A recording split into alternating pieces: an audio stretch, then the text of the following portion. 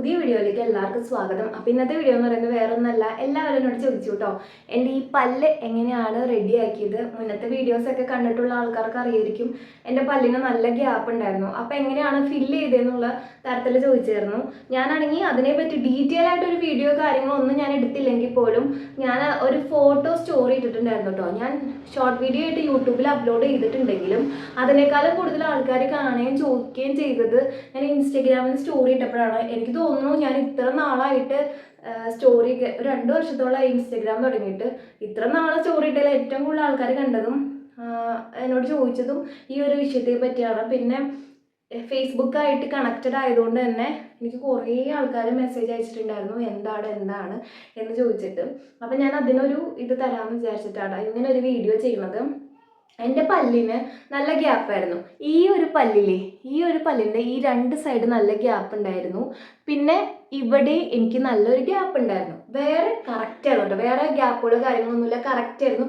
പല്ലിന് പൊന്തലൊന്നും ഉണ്ടായിരുന്നില്ല, കറക്റ്റ് നേരെ തന്നെയായിരുന്നു. പിന്നെ ഈ അടിയിലത്തെ പല്ല് മോജുന പ്രഗ്നൻ്റ് ആയിരുന്നപ്പോൾ ഗ്യാപ്പ് വന്നതാണ്.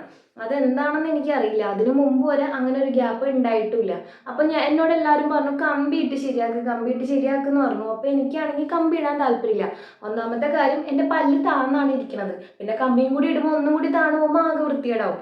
അത് കഴിഞ്ഞ് ഞാൻ കുറേ ഇങ്ങനെ അന്വേഷിച്ചു, ഇത് എന്ത് ചെയ്യാൻ പറ്റുമെന്നുള്ള രീതിയിൽ അന്വേഷണം നടത്തി. അപ്പം അലൈനേഴ്സ് ഇടാം എന്നുള്ളൊരു ഓപ്ഷൻ എൻ്റെ മുമ്പിൽ വന്നു കേട്ടോ.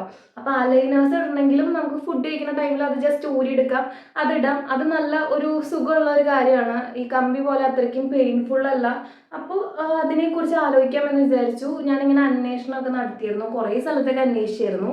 പക്ഷെ ഇതൊക്കെ ഭയങ്കര നമ്മുടെ വീടിൻ്റെ അടുത്ത് ഇതുണ്ടോ എന്നാണ് എനിക്ക് അറിയേണ്ടത്. ഇപ്പോൾ അല്ലെങ്കിൽ ഞാൻ എറണാകുളത്ത് എവിടെയെങ്കിലും പോയി ചെയ്യണമായിരുന്നു. അപ്പം ഞാൻ എടപ്പള്ളിയിലുള്ള ടൈമിൽ തന്നെ ഞാൻ ഇതിനെപ്പറ്റി അന്വേഷിച്ചിട്ടുണ്ടായിരുന്നു കേട്ടോ. അപ്പോൾ ഇത് അലൈനേഴ്സ് നമ്മൾ കമ്പി ഇടുന്നതിനേക്കാളും നോക്കുമ്പോൾ ഭയങ്കര എക്സ്പെൻസീവ് ആണ്. പക്ഷെ അത് നല്ലൊരു ഇതാണ് കേട്ടോ. നമ്മൾ കമ്പി ഇട്ടേക്കണതായിട്ട് ആർക്കും തോന്നില്ല. അത് നല്ലൊരു ഓപ്ഷനായിട്ട് എനിക്ക് തോന്നിയിരുന്നു.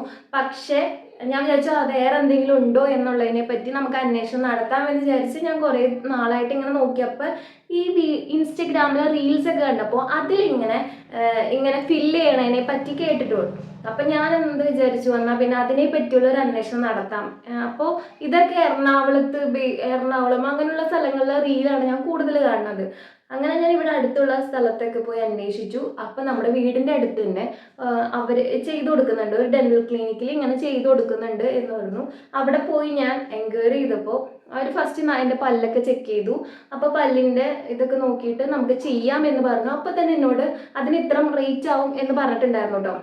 അത് കഴിഞ്ഞ് രണ്ടാമത്തെ ഒരു ഇതായപ്പോൾ ഞാൻ ചെന്നു, എൻ്റെ പല്ലിൻ്റെ മെഷർമെൻറ്റ് എടുത്തിട്ട് അവരെന്നോട് പറഞ്ഞു ലാബിൽ കൊടുത്ത് ഇത് നമുക്ക് സെറ്റ് ചെയ്ത് കിട്ടണം. അപ്പോൾ അതിനൊരു 1 വീക്കോ അല്ലെങ്കിൽ ചിലപ്പോൾ 4-5 ദിവസമൊക്കെ പിടിക്കും. പക്ഷെ ആ സമയത്ത് അവധി ദിവസങ്ങളായിരുന്നു കേട്ടോ. അങ്ങനെ ഭയങ്കരമായിട്ട് അവധി ദിവസങ്ങൾ വരുന്ന ടൈമായിരുന്നു. അതുകൊണ്ട് എന്നോട് പറഞ്ഞു ഒരു 1 വീക്ക് പിടിക്കും, ഞങ്ങൾ വിളിക്കാം, അപ്പോൾ വന്ന് ഇത് ചെയ്താൽ മതി എന്ന് പറഞ്ഞു. അങ്ങനെ ഒരു 1 വീക്ക് കഴിഞ്ഞപ്പോൾ അവരെന്നെ വിളിച്ചിട്ട് വരാൻ പറഞ്ഞു. അങ്ങനെ ഞാൻ ചെന്നു കഴിഞ്ഞപ്പോൾ അതുവരെ എനിക്ക് ഇതിനെപ്പറ്റി വലിയ ധാരണയൊന്നും ഉണ്ടായിരുന്നില്ല. ഞാൻ ഇതിങ്ങനെ ചെയ്യണം എന്ന് വിചാരിച്ചെങ്കിലും വേറെ വീഡിയോസോ കാര്യങ്ങളൊന്നും ചെയ്തിട്ടുണ്ടായിരുന്നില്ല.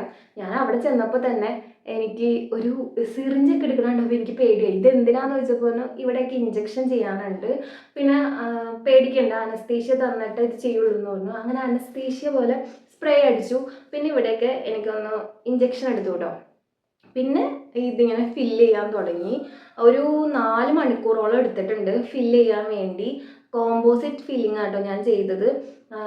ഫില്ല് ചെയ്തു, പിന്നെ ഇത് പോളിഷ് ചെയ്തു, ക്ലീൻ ചെയ്തു. അപ്പം എല്ലാം കൂടി എനിക്കായത് 11,500 ആണ്. ഒരു പല്ലിന് 1,500 വെച്ചിട്ടാട്ടോ എനിക്ക് ഗ്യാപ്പിന് ഫില്ലിങ്ങിന് റേറ്റ് വന്നത്. പിന്നെ എനിക്കാണെങ്കിൽ 7 ഫില്ലിംഗ് ഉണ്ടായിരുന്നു. ഞാൻ വിചാരിച്ചു എനിക്കാകെ 3 ഫില്ലിംഗ് അല്ലേ ഉള്ളൂ, പിന്നെ എങ്ങനെ ഇത് 7 ആവും എന്നൊക്കെ എന്നോട് പലരും ചോദിച്ചു കേട്ടോ. നമുക്ക് ചുമ്മാ ഇപ്പോൾ എന്തെങ്കിലും ഒന്ന് ഈ ഗ്യാപ്പ് ഫില്ല് ചെയ്ത് വെക്കണ പോലെ വെച്ചാൽ പോരല്ലോ. ഇത് ചിരിക്കുന്ന നമ്മുടെ പല്ലുകളാണ്. അപ്പോൾ ഒരു പല്ലിനെ ഒരു ഷേപ്പിലാക്കി എടുക്കണമല്ലോ. അപ്പോൾ 2 സൈഡും അതിങ്ങനെ ഫില്ല് ചെയ്താലാണ് ആ ഒരു പല്ലിനൊരു ഷേപ്പ് കിട്ടുള്ളൂ. അപ്പം അതുകൊണ്ട് തന്നെ ഈ സൈഡ് 2 ചെയ്തു. ഇങ്ങനെ ചെയ്തിട്ടൊക്കെയാണ് എൻ്റെ ആ ഒരു പല്ലിനെ നല്ല ഷേപ്പിലാക്കി അവർ വെച്ചേക്കുന്നത് കേട്ടോ. അപ്പോൾ എനിക്ക് 7 ഫില്ലിംഗ് ആണ് വന്നത്. ഒരു ഫില്ലിങ്ങിന് 1,500 വെച്ച് ആയിട്ടുണ്ട്. അങ്ങനെ 10,500. പിന്നെ അവിടെ കൺസൾട്ട് ചെയ്തതിൻ്റെ ഇതും പിന്നെ ഡോക്ടറിൻ്റെ ചാർജും എല്ലാം കൂടി കൂട്ടി 1,500 കൂടി എക്സ്ട്രാ ആയി 11,500 എനിക്ക് അവിടെ ആയിട്ടുണ്ട് കേട്ടോ. അതാണ് എനിക്ക് അവിടെ ആയ ചിലവ്.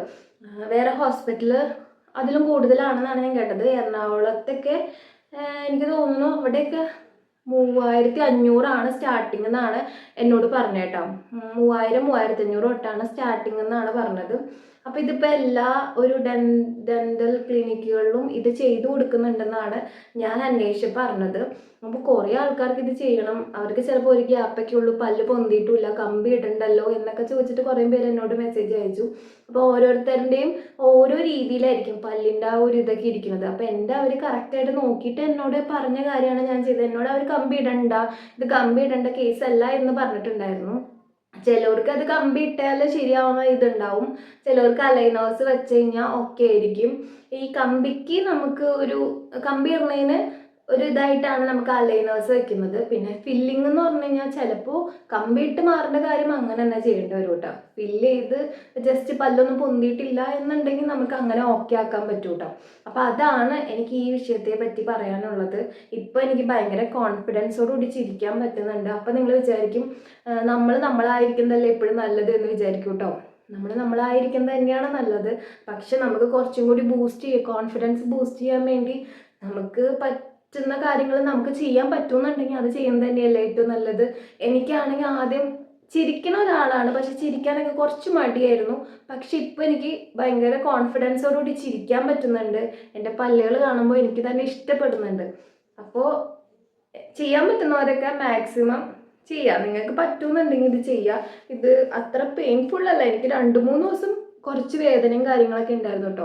ഒരാഴ്ചയോളം എനിക്കൊരു ഇറിറ്റേഷനും കാര്യങ്ങളൊക്കെ ഉണ്ടായിരുന്നു.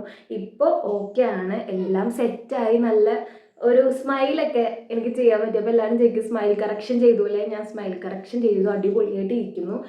അപ്പോൾ അടുത്ത ദിവസം വേറെ വീഡിയോ ആയിട്ട് കാണാം. അപ്പോൾ എല്ലാവർക്കും ടാറ്റാ.